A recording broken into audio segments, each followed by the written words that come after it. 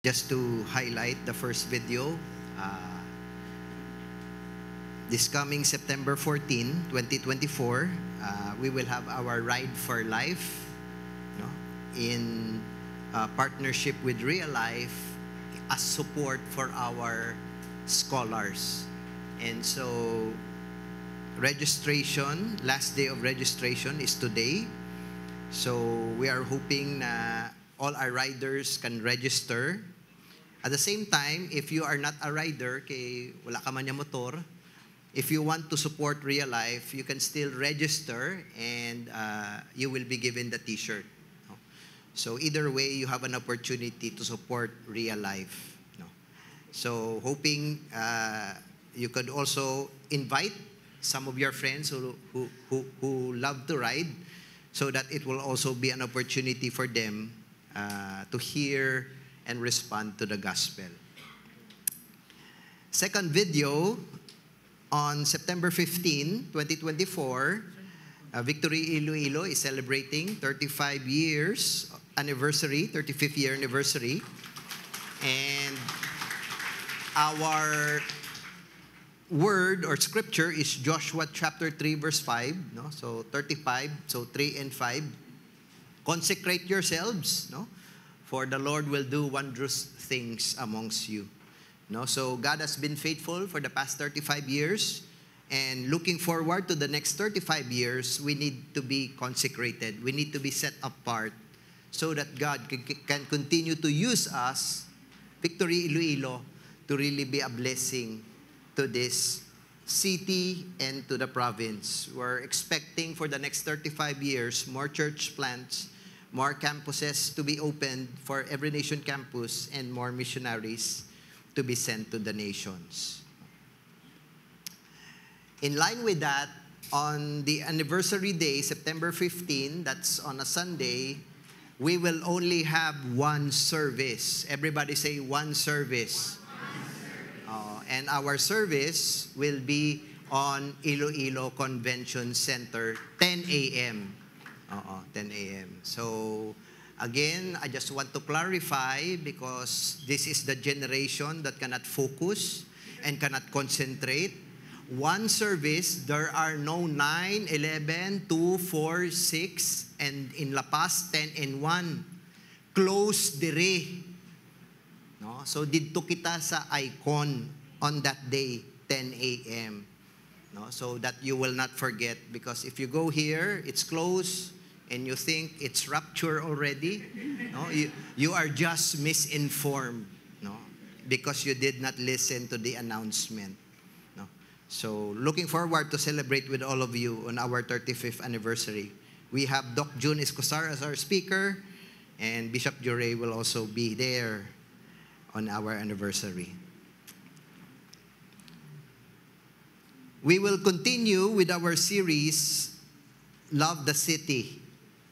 And in case you are not aware, the mission and vision of Victory is we exist to honor God by establishing Christ-centered, Spirit-empowered, and socially responsible churches and campus ministries in every nation. So I want to highlight socially responsible, because whether we like it or not, there are social issues in our society, and the church has been called by God to at least be the answer, or one of the answers to that social issue.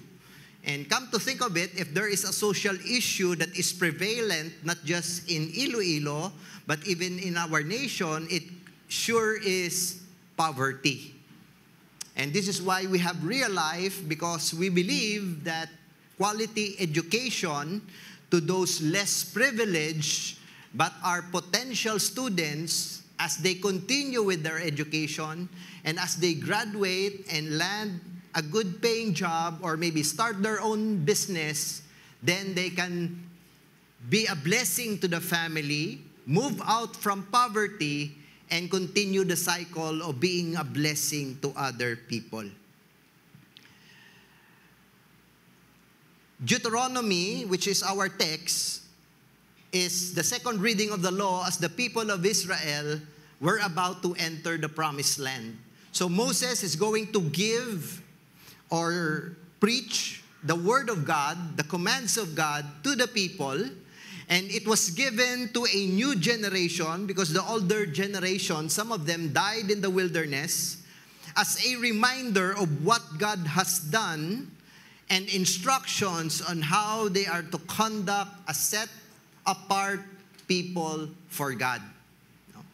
So part of the laws and the commands give light to social issues that are prevalent in our nation today. Our goal is that our congregants will not just be informed, but they will be inspired to be a positive change agent towards the common social issues we face today, anchored in the compassion and courage from a revelation of God's character and God's heart for His people. So Moses would explain, having experienced the salvation and the grace of God, he's now going to tell God's people how shall they live.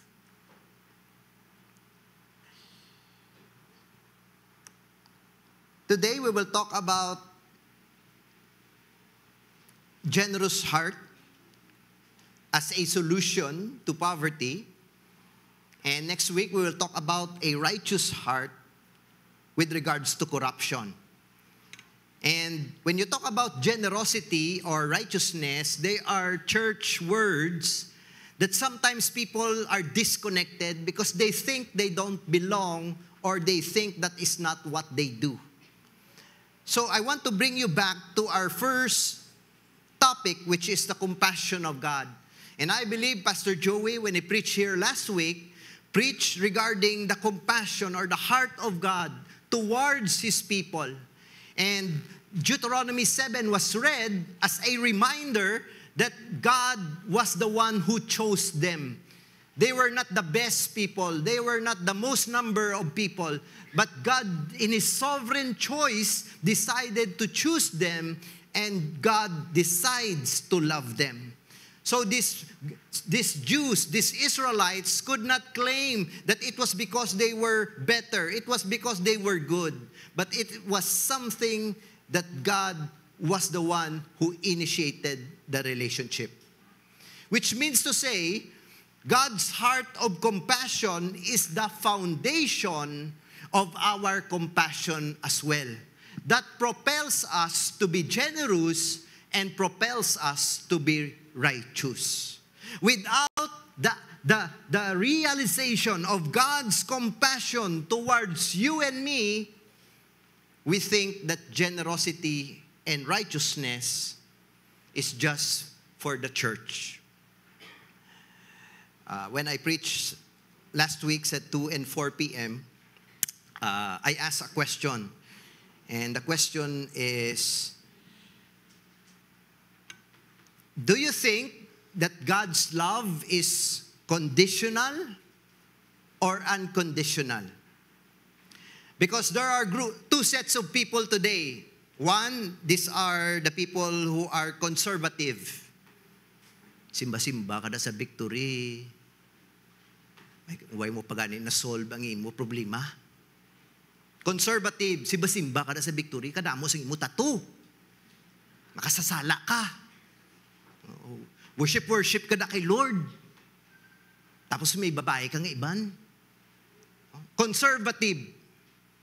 On the other side, we see here the liberals.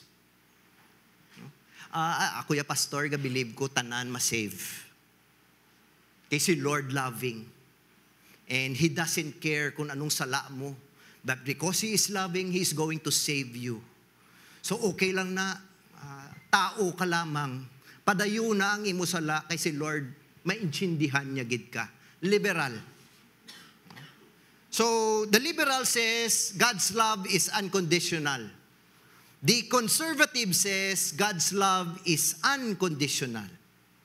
So let me ask you now, is God's love conditional or unconditional? Sino naghambal conditional? Raise your hand. Oh, iban kapamantay pa. Wala gid, hindi lang ko. Play safe ko, pastor. Oo. Sino diri naghambal unconditional? Raise your hand. O ang iban, o sige diri na lang kido, damo kami at least kung sala. Damo may sala. O, ang iban niya, bisan ano pa mangkuton mo, pastor. Seriously, who believes it's conditional? Who believes unconditional ang love ni Lord?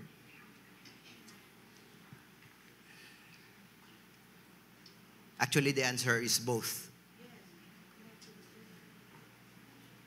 God's love is conditional, and God's love is also unconditional. Jesus performed and accomplished the condition for you. Jesus lived the life you could not live and died the death you should have died. Jesus met the condition of perfect holiness and perfect obedience to His Father. This is the reason why, because of Jesus Christ, meeting those conditions, God can now love you unconditionally. You get what I'm saying here? Very important na kay generosity will not make sense, righteousness will not make sense if you don't get this. May condition si God. But unfortunately, because of our sinful nature, it was impossible to meet those conditions. And sadly, today, many people in this city are trying to meet those conditions. Makapoy na siya. Kag eventually, you will burn out. Jesus, when He came on this earth, He lived the life we could not live. He died the death we should have died. He took our place. All sin of humanity was given to Him as the wrath of God displayed at the cross. And those who repent and give their life to Jesus, now, God the Father, seeing that person covered with the blood of Christ, is love unconditionally. You see, the world, ang system sang world is conditional. No? Before takatagaan, condominium, gusto ko may gold ka sa Olympics. Condition. No? Before takatagaan, free airline flights for the rest of your life, give me 2 golds. No? Condition. Before I give you 1 million groceries or an unlimited supply of chicken, you perform first and you have to give us the wow factor. The world system focuses on condition. People here expect to be loved because they performed. This is why namigid yung gospel, because Jesus already did the performance. He already met the conditions. God doesn't need to be loved because He doesn't have any needs. Hindi na siya mga tag-condition, plangga ako blanay, kay blessed ka. No, He doesn't need that because everything is already His, including you. So this is why, through His Son, He can give unconditional love. What freedom. What an opportunity of worship to what He has done. And so, hoping you understand that, we move now to our main text. Deuteronomy 15, verse 1 to verse 11. Asking everyone to please stand as we read together the Word of God.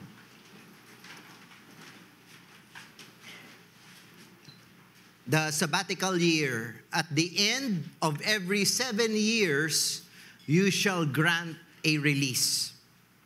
And this is the manner of the release. Every creditor shall release what he has lent to his neighbor. he shall not exact it of his neighbor, his brother, because the Lord's release has been proclaimed. Of a foreigner, you may exact it, but whatever of yours is with your brother, your hand shall release. But there will be no poor among you, but the Lord will bless you in the land that the Lord your God is giving you for an inheritance to possess. If only you will strictly obey the voice of the Lord your God, being careful to do all this commandment that I command you today. For the Lord your God will bless you as he promised. You shall lend to many nations, but you shall not borrow. You shall rule over many nations, but they shall not rule over you. If among you one of your brothers should become poor in any of your towns within your land that the Lord your God is giving you, you shall not harden your heart or shut your hand against your poor brother. But you shall open your hand to him and lend him sufficient for his need, whatever it may be. Take care lest there be an unworthy thought in your heart, and you say, the 7th year, the year of release is near, and your eye look grudgingly on your poor brother, and you give him nothing, and he cry to the Lord against you, and you be guilty of sin. You shall give to him freely, and your heart shall not be grudging when you give to him, because for the Lord your God will bless you in all your work and in all that you undertake. For there will never cease to be poor in the land. Therefore, I command you, you shall open wide your hand to your brother, to the needy, and to the poor in your land. This is the word of the Lord. Let us pray. Lord, it's just hard to understand without the help of your Holy Spirit. Harder still to obey if not for your grace.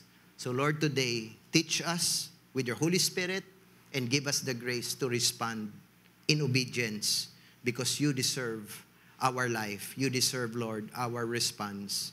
In Jesus' name, amen. Amen. You may take your seats.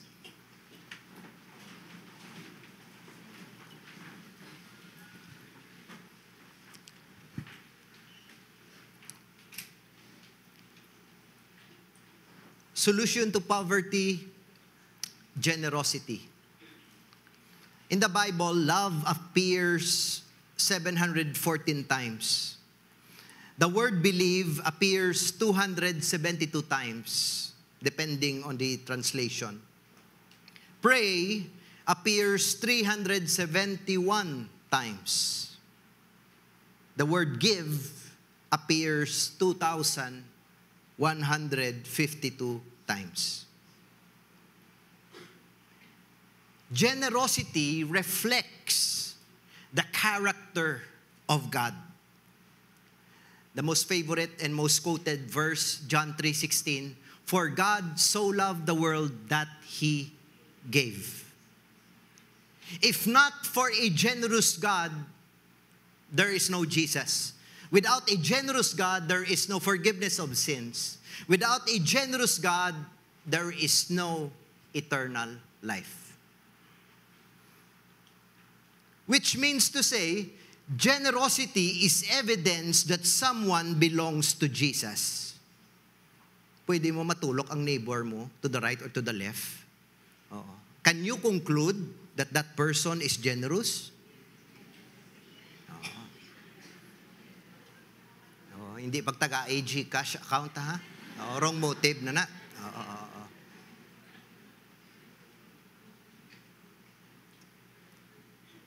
Because the person who is generous realizes he received or continues to receive so much from God.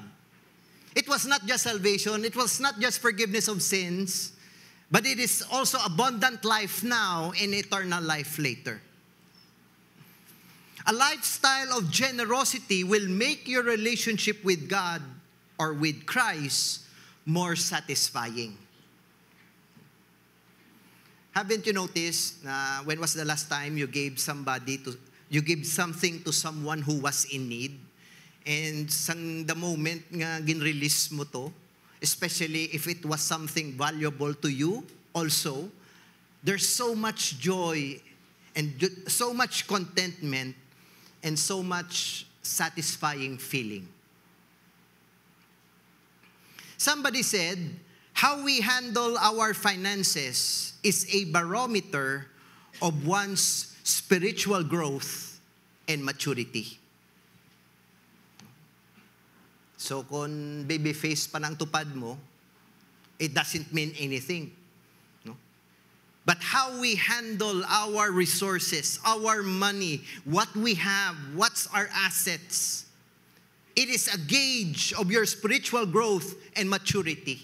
And sometimes we think maturity is doctrine. Maturity is Bible knowledge. Maturity is how many years you have been born again. Maturity is whether you are a leader in the church. No, maturity and spirituality is connected to your pocket.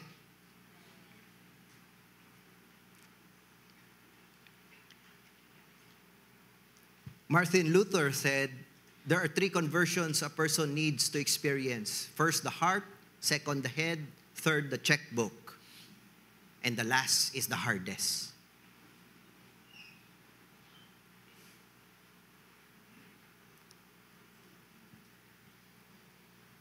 Because when you have experienced the extravagant generosity of God in your life and in your family, you cannot help but be generous as well. The Israelites were to observe a year of release in the 7th year. In that year, creditors were to forgive the debts of their fellow Israelites. So, i-write off ang tanan nga utang. So, ang iban sa una, on the 6th year, mangutang, keep on the 7th year, write off. The Israelites were told to be charitable to any of their countrymen, especially those who are going through a hard time. They were to lend money without considering the 7th year release. God promised to bless those who cared for the poor without being coerced for doing it with a grudging heart. So, ang bal ni Moses, hindi lang na yung just because you gave, just because nag-selfie ka to, because you gave something to the poor. No? What's important, or even more important, is the condition of your heart, the motive of why you gave. And that is where God is going to respond to the blessing, not the action. If a Hebrew became the servant or the slave of another Hebrew, because wala man siya cash on hand, wala siya sang silver or gold, so ang iya lang gid maobra is maobra sa balay, maobra sa farm to pay off the debt. The same thing, the master was to release the slave on the 7th year.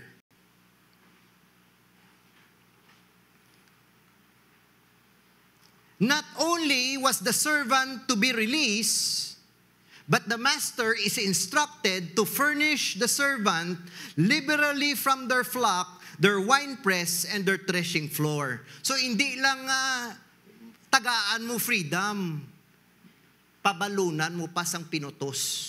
Balutin mo ako. No? Kuha kada sang bugas. Kuha kada karabaw. Kuha kada sang mga Rolex ko, bitbitato. Gabi social, no Rolex.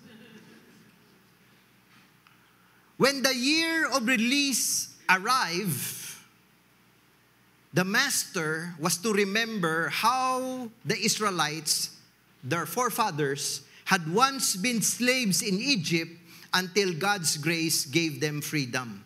This is why in verse 15 it says, "You shall remember that you were a slave in the land of Egypt, and the Lord your God redeemed you. Therefore, I command you this today." Gindesign ni Lord ang ini nga command so that they will not forget God's faithfulness in the past. Kaya ang generation subong, because bisan 20 years old pa lang, ano na gani nga masakit? Amnesia? Oo, malipato na. No?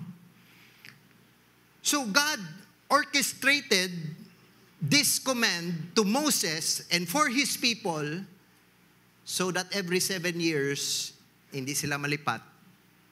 Everything was a byproduct of God's grace. If the servant or the slave love his master,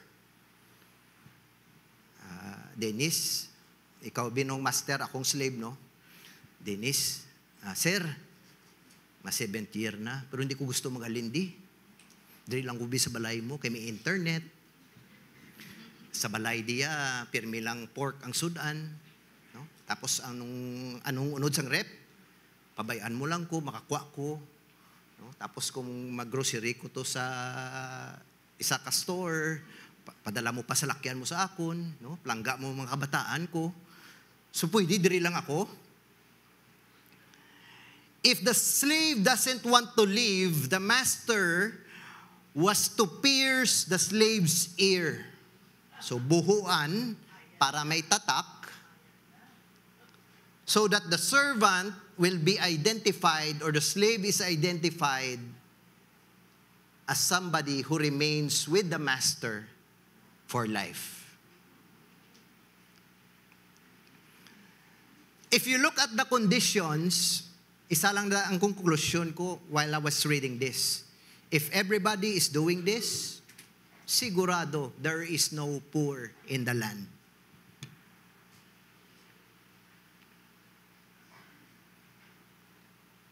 That is why, change ni Lord sa verse 11, ang ginhambal niya. Hambal niya sa verse 4, there is no poor in the land.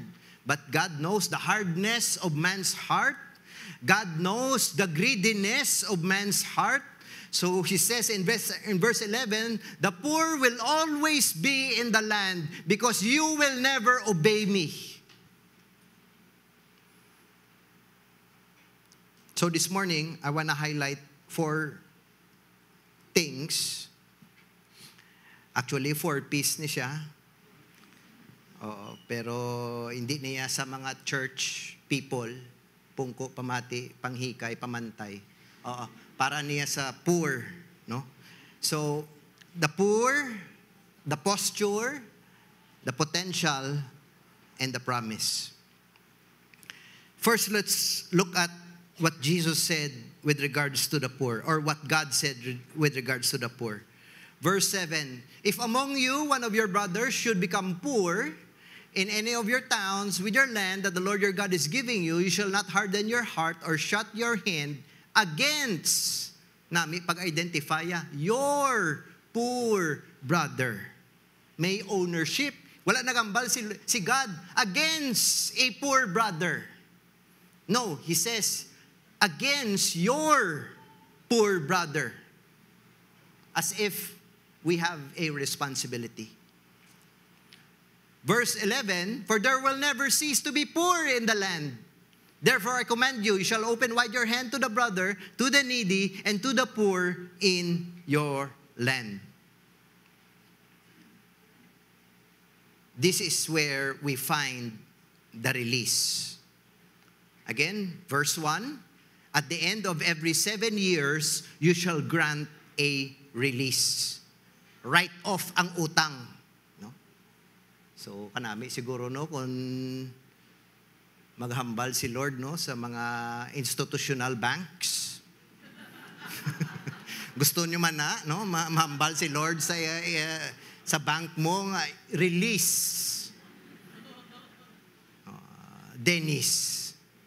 Release floor. No? So, write off, tanan yung utang. Verse 2, and this is the manner of the release. Every creditor shall release what he has lent to his neighbor. He shall not exact it of his neighbor or his brother, because the Lord's release has been proclaimed. The word release here is the word shemita. It actually refers to farming. And because they are an agricultural setting, it's good to understand the reason why. Farmers during this time were to plant for 6 years, but on the 7th year, the land has to rest. Because the 7th year is a year to trust on God. And then the poor, the aliens, they would go around the fields, and although wala sang tanom, whatever grew of itself, they would take. So welcome sila magkuha dira kung may nagtubo dira nga balonggay, no, may nagtubo dira nga santol, whatever grain. It was one way for God to bring the community together. It was one way for God to take care of the poor and their needs. So, 6 years of work, farming, 1 year of rest, so that whatever grows there, the poor can harvest, and for the landowner can put his trust on God, so that he will not forget. The word 7 is not a number of perfection, but a number of completion. Di nyo ginipagkalipati, this will really change the course of your life. 6 and 1. 6 years you shall plant and harvest, 1 year you have to rest the land. This is the same pattern that we see in the Sabbath law. 6 days you shall work, 1 day you need to rest. Because when 7 runs its course, the day after that, the year after that, it's going to be a day or a year of new beginnings. What happens when we ignore God's rhythm? Pastor, when man ko nagapati, sang una pa na yung guru pastor. Imagine mo, 1 year, hindi ko yung magtanom. Kanugon sang income, kanugon sang harvest, kanugon sang patubas. If hindi ko da magtanom, pastor, siguro 1 week from now, may squatter na da. What happens when we ignore God's word? Pastor, kailangan ko gid mag-work 7 days a week. May ginalagas ko, pastor. Hindi ko ka-afford mag-day off. Okay, actually, kung day off mo gani, mas dako ang imo sweldo. Kung day off, pastor, amo man na naguguluwa ang tao kay family day. So, kanugon sang income. What happens when we ignore God's word? I think we need to look at what happened to the Israelites. In 2 Chronicles, God sends a prophet and reminds them this: year of release, year of rest. Unfortunately, they mock the messenger of God. They despise the words of the prophet. They scoff at the prophets until the wrath of the Lord arose against his people. What did the Lord do?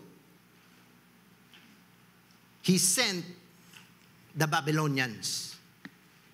And the Babylonians conquered the land of Israel. And they burned the house of God. They broke down the wall of Jerusalem. They destroyed and took away all their precious possessions, including their family. And for the next 70 years, they will become slaves to the kingdom of Persia which is led by one of the most ruthless king of all time, King Nebuchadnezzar. Now, why would God do that? Nga ka-harsh gidya kay Lord, how? 2 Chronicles 36 verse 21. To fulfill the word of the Lord by the mouth of Jeremiah until the land had enjoyed its Sabbaths. All the days that it lay desolate, it kept Sabbath to fulfill 70 years. Nanukot na si Lord. Imagine, ginhatag ang law, 7 years, 1 day. 7 years, 1 year. 6 days, 1 day. Release, rest. For the next 490 years, wala nila gin-obey. Wala nila gin-sunod. Nagpadala si Lord prophet, nagpadala si Lord somebody who is going to warn them. They despise. They rejected. And so, because they did not keep the Sabbath, they did not keep the release for the next 490 years, they owed God 70 years, which is why they were held captive by the Babylonian for the next 70 years.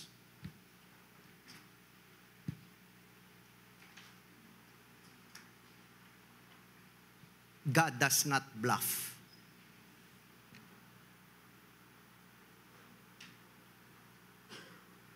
So the land, because there was the Babylonians, they were held captive, nakarest ang land for the next 70 years.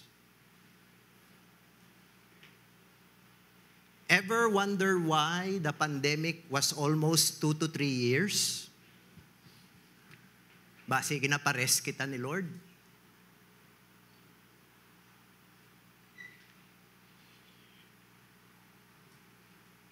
Ever wonder why nowadays, which was foreign 10 years ago, we now hear the word turbo cancer?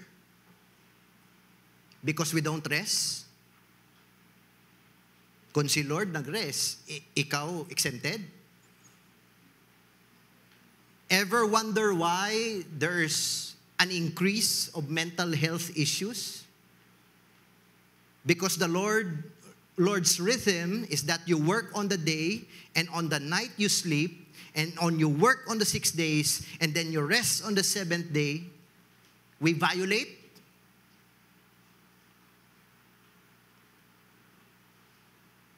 Where are all these autoimmune disease coming from? Growing up, I never heard of that.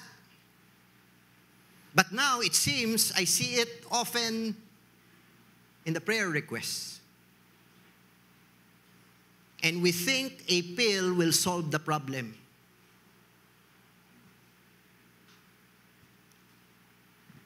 For 490 years, wala nilaging shortcut.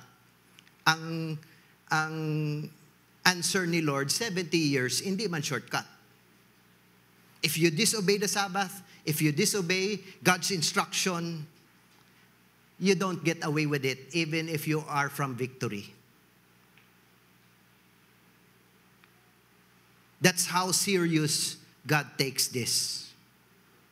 What happens when we ignore the Word of God? We suffer.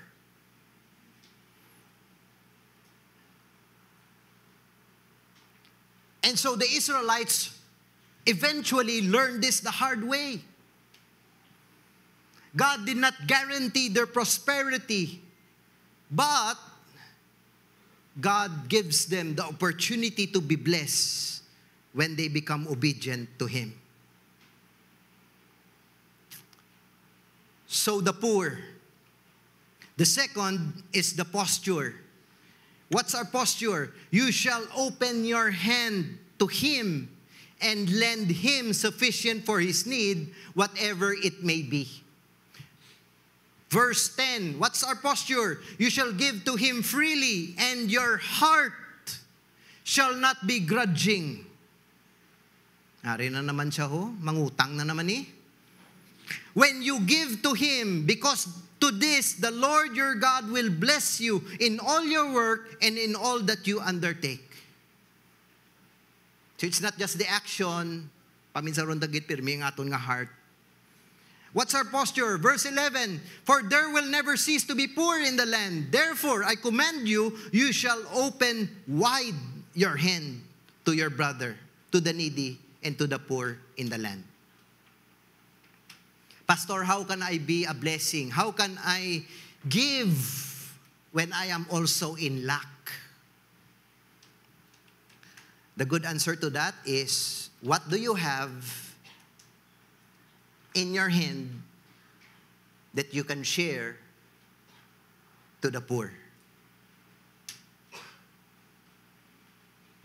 Gakayabukan mo lang ang imo LV, baligya na lang na, kag-bless sa poor. Huwag mo mang ginusar. In fact, nakulbaan ka gani, mag-usar, kay basi mayabukan. What do you have? No? Ang sandwich spread sa repo, nag-expire lang, huwag mo magani mabuksan. What do you have? No? Bawang imo dara nga balunggay, ginbutangan mo gid babwire. Sobra ka naman. Ang kapayas mo may live wire. Pintas ba? What do you have that you can share? This is not limited to just money. But what God has given you that maybe you can convert, maybe you can pass it on to someone who may need it and can use it.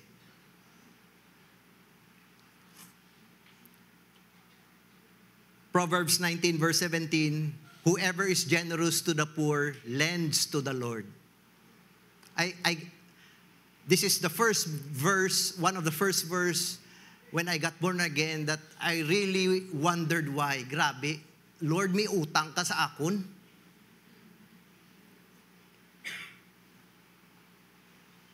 And He will repay him for his deed. Careful lang ha, kay hindi tanan nga poor. May poor nga nagagamit iPhone, hindi na siya poor. May poor nga ang iya balay aircon, basi hindi gid man siya poor. So pilion ginaton, let's scrutinize, let's do our research. Proverbs 22 verse 9, whoever has a bountiful eye will be blessed. No? All the while we thought that a bountiful eye is an eye that knows where to invest. Ay, ini nami ni nga investment because dako ang yield. Ay, ini nami ni nga location kay damo na diri mga pi. Ay, ini nami ni nga business kay subong everybody wants to join this business. No, a bountiful eye is an eye that sees a need and meets that need. Ari pigado gini, bululigan. Good investment, good soil. Ari wala-wala gini. Nahuya na lang gani magpalapit. Opportunity to bless. Ari nasunugan man last month, nasunugan man last week. Basi ginugod yaman, no? Bululigan.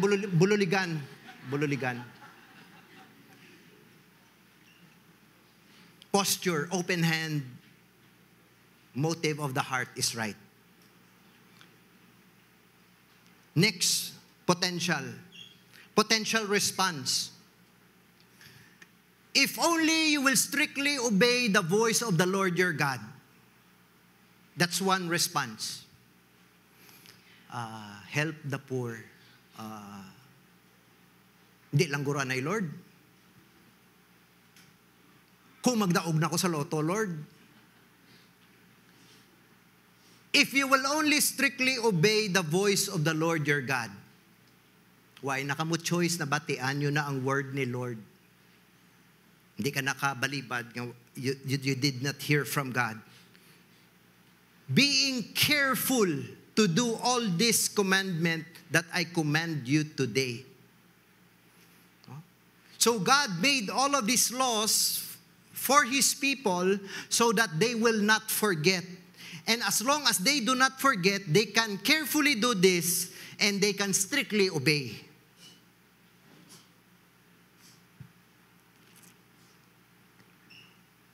Pastor, ambal mo kagina, Jesus met all the condition.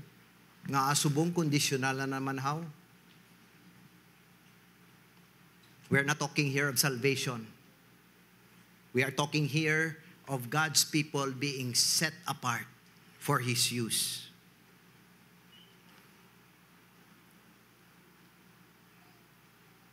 So will you obey? Will you be careful to do what God wants us to do?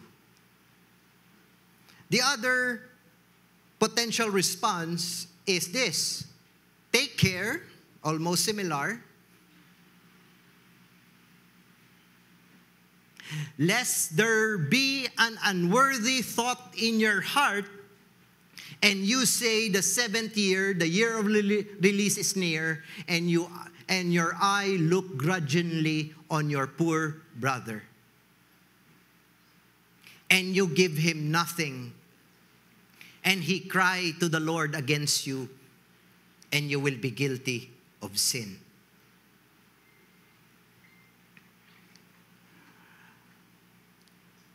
Very accurate gid si God when He writes His word. Because I know you experience this.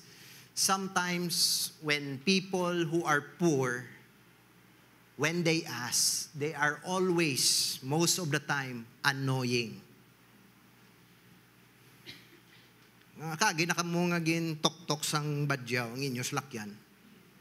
May bit-bit siya nga baby, may tanduay di siya nga bulsa.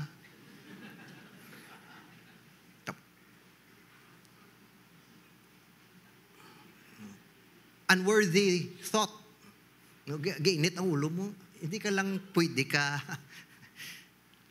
Amo lang na. Hindi lang pagtuktok ka.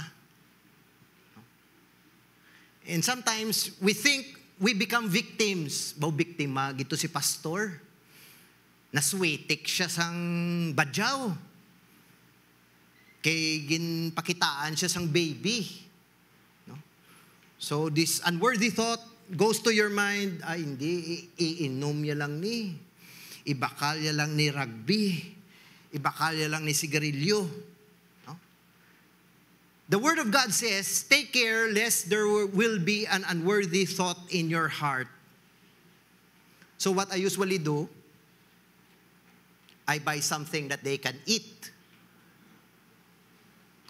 Amo na nga sa salakyan ko, may tinapay na for the dogs. Sometimes may tinapay man for human beings. Pero marepent ko, sometimes ang iya ka dog nagakadto sa humans. Pero namit man niya, quality man niya. Quality man niya nga makaon man niya sang tao. Pero ambot lang, basi langis man kung kisay. But the truth is, yes, sometimes we are taken advantage. But it's all up to God if you will obey.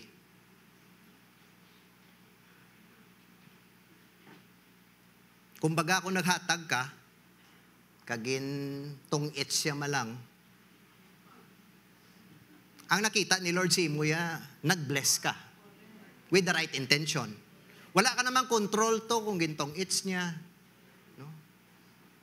Or basigin bakalya to sang ano nga bagay. No? Ang hambal malang niya ni Lord, obey. With the right heart. Give. Kung medyo may time pa, kag may option pa, then give something that they can, a finished product that they can now enjoy. Para hindi na sila matempt kung ano pa na ang ilang ibaklon.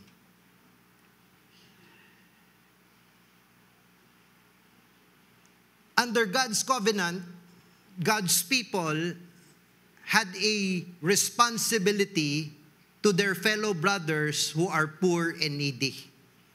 Kita taman to sa text, kung alien, foreigner, you do not give the release, but if it is your brother, if it's the same citizen, you give the release and you help and you lend. Nothing has changed when Paul said in Galatians chapter 6 verse 10, so then, as we have opportunity, let us do good to everyone, and especially to those who are of the household of faith.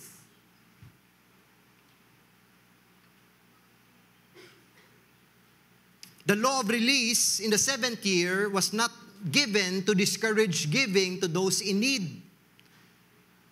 The law was given because wala ka option.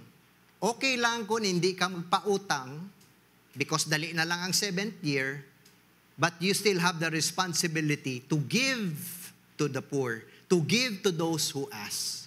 So either way, you are obeying God. Because eventually na-abuse, some would borrow in the 6th year, a day before the 7th year, kay para ma-write off ang utang. Still, God told them, you shall bless, you shall give to the poor. Proverbs 21 verse 13, whoever closes his ear to the cry of the poor will himself call out and not be answered. So the poor, the posture, the potential, and then lastly, the promise. For the Lord your God will bless you. Kung wala kang inbayran, si Lord ya ibalik ya gid na, sigurado gid ko na. I don't know when, I don't know how, but the Lord will return it to you. But you should never lose your sleep. For the Lord your God will bless you as He promised you. And you shall lend to many nations, but you shall not borrow. And you shall rule over many nations, but they shall not rule over you. Even this promise is not yet at its peak and at its finality, because even today, the nation of Israel may gusto pagyapon mag-rule sa ila. So until the day Jesus returns in all of His glory, in His second coming, only then can we see all of this coming to pass in completion.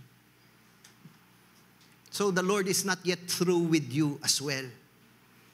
Deuteronomy 15 verse 10, you shall give Him freely, and your heart shall not be grudging when you give to Him, because for this, the Lord your God will bless you in all your work and in all that you undertake.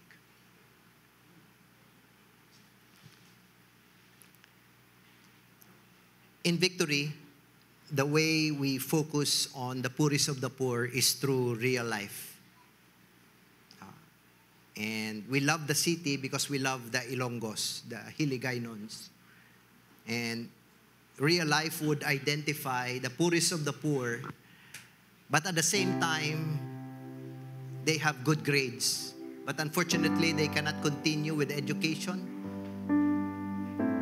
because of poverty. And this is why we are vision casting this. If you can help real life by joining Ride for Life, your generosity will go a long way. Pastor, why ko money? But I have the time. Maybe you are here and you want to help the poor. We can teach you how. They have families. The scholars all have families. And usually sa siblings pa lang damo na sila. And we want leaders. We want somebody who's going to share the gospel to them. Visit them in their homes. Give them food if there is a celebration in the family. All of these are avenues for real life. And this is the way we love our city. This is what our way wherein we can elevate the condition of the poorest of the poor in our land. Can we all stand right now? Can I ask the music team to join me here?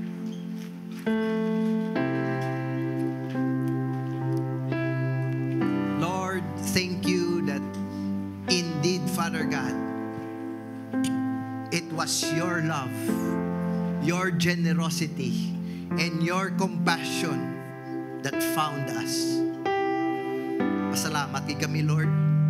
Kay we are all undeserving, but still you chose us. Lord, as we have received much, help us, Lord, to love much. Not only you, but those you want us, Lord, to bless. And that is the poor in our community. Lord, who else is going to do this?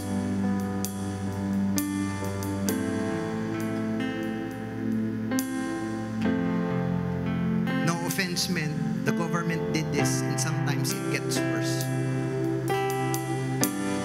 But I believe you have called the church, your chosen people, to be the salt and light, to be a blessing to the community. So that, Lord, this poor will encounter you, will encounter Jesus, will encounter your goodness. And it will result into thanksgiving and praise to your name.